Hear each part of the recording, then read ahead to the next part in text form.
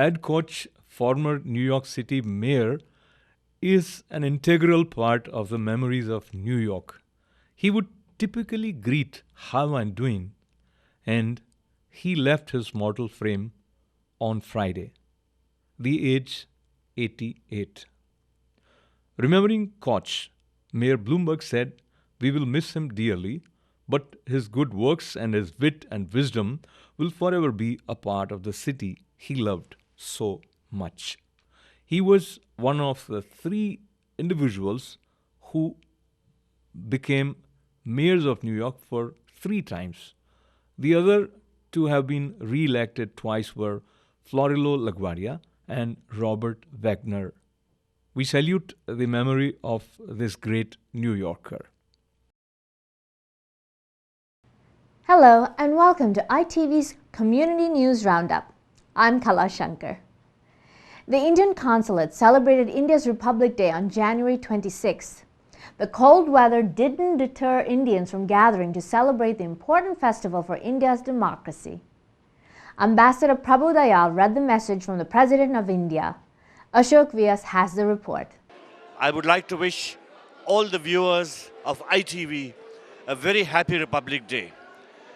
This day brings great joy and happiness to all Indians, whether they live in India or abroad. And I would like to convey my heartiest congratulations and greetings to all Indians living here in the United States, as well as Indians living elsewhere. Jai Hind.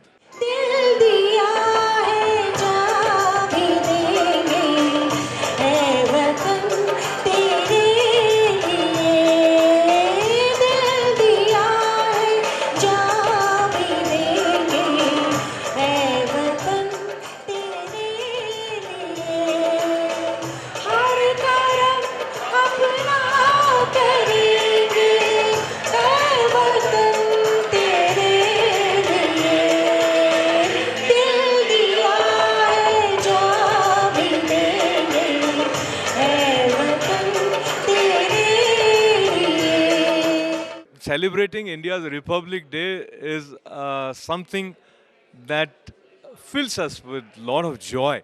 A lot of Bharatiyas gathered together here at Consulate office, and I have the distinct pleasure and honor of talking to someone who has represented India through various important organizations. In fact, he has been at the helm of making many important organizations happen. So, Brahmji, tell me, you were recently in India being a part of the NRI Day celebration, and now here when we look at India on this 26th January, as an NRI, what is it that you are most proud of about India? Well, we are celebrating the 62nd anniversary of India's Republic when India declared itself as a republic and we adopted a constitution. And that is the biggest achievement which we can show to the world that India survives as a democratic republic. What we hear from India, and there are protests happening even right now as we speak outside Indian Consulate, and the issue is really something that concerns all of us. So connecting women education to women empowerment in the sense that they have their self-esteem and manage to hold on to themselves in front of the oppressors. How do you connect these two sides? Yes, sir. Thank you very much. First of all, let me wish India and fellow Indians in India and around the globe a very happy Republic Day. I believe that any country, any society that does not allow equal opportunity to women, who are 50% roughly, is the country's loss. And of course, the women's loss.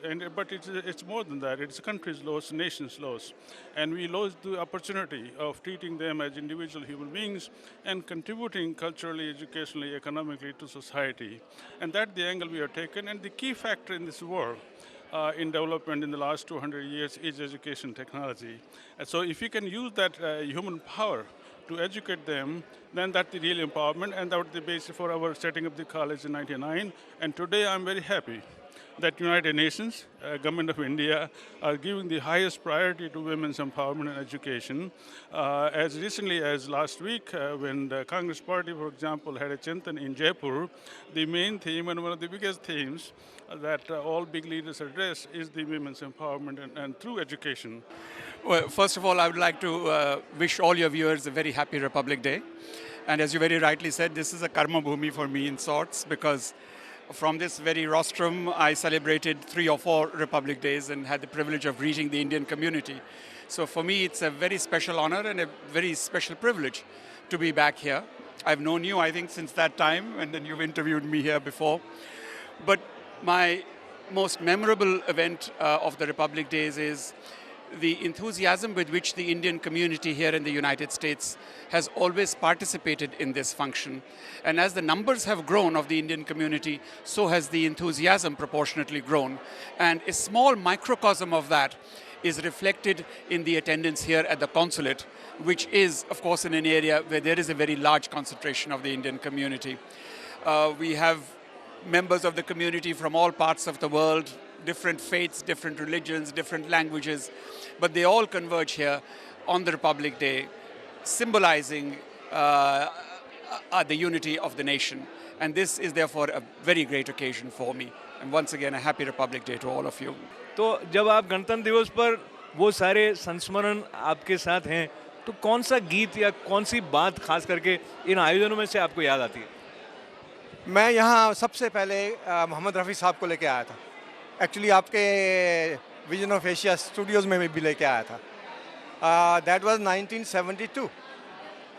That was the beginning of my promoting the culture of India.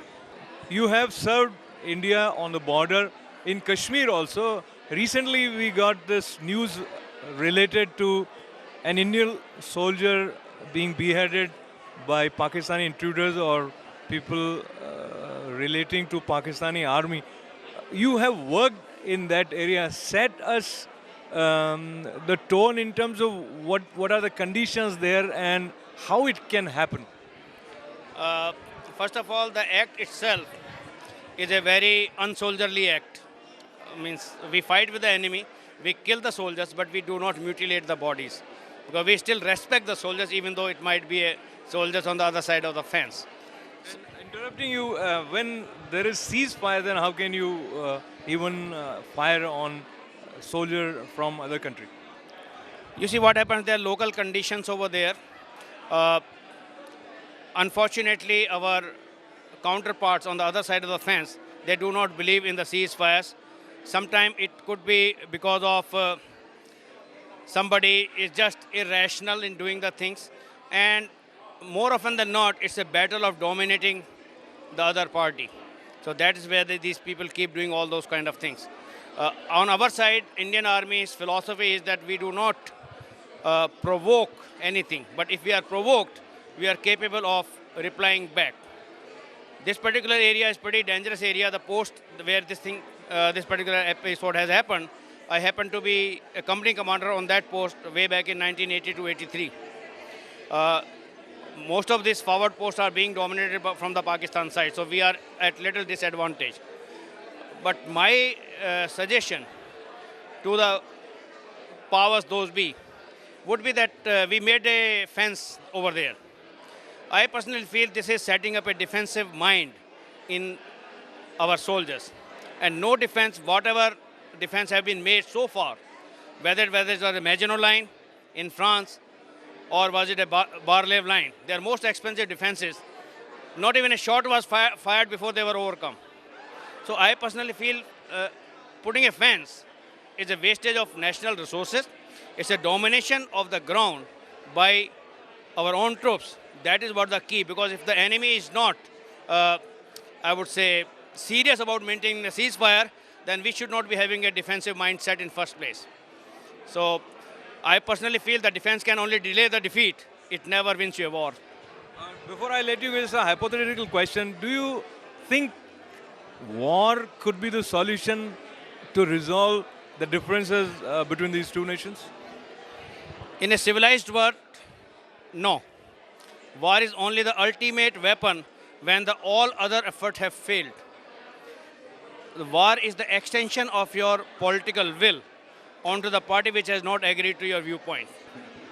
This Republic Day, what are the feelings as someone who has represented and served India on the border?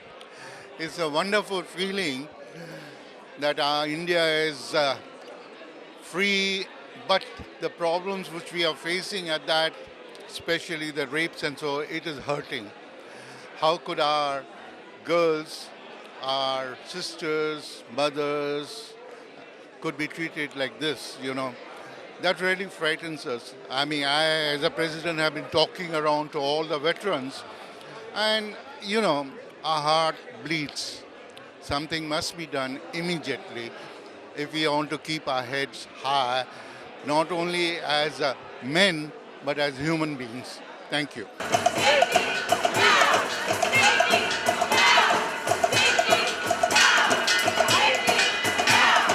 Tell me, Jayashree, about this protest. Well, this protest is to commemorate all the victims of abuse in India, violence and abuse. I mean, look at the gender imbalance in India. Look at the fact that a woman cannot go out of her home without having to plan her route to get where she needs to go safely. I mean, really, this is the state of what we're facing, abuse and violence every day in our homes, in our streets. I mean, India cannot continue to perpetrate this type of violence on its citizens. Now, today, when you look back from the point of view of spreading Gandhian values, how do you find today's India from that measurement? Well, India, I just came back from India day before yesterday, and depending where you go, Gandhi is very strongly influenced. I was in Gandhi Ashram, and there was no space to even walk, and tons of youngsters and foreigners. Yes, on the other hand, a lot of mainstream Indians are too busy enjoying the prosperity, making the money, spending the money. But I must say that in America, Gandhi is inevitable, as in rest of the world, but America appreciates its value. How do you connect with India as compared to your parents? Do you feel the same way? Do you think there is a difference? I don't think there's a difference at all because my parents have instilled that value in me. So I'm very proud to be an Indian, even though I was born here. I consider myself Indian first and foremost, and an American second. And with that said, I'd like to wish congratulations for India and the 64th Republican Day. I feel blessed and honored to be here, my first time at the Indian Consulate to celebrate this momentous occasion.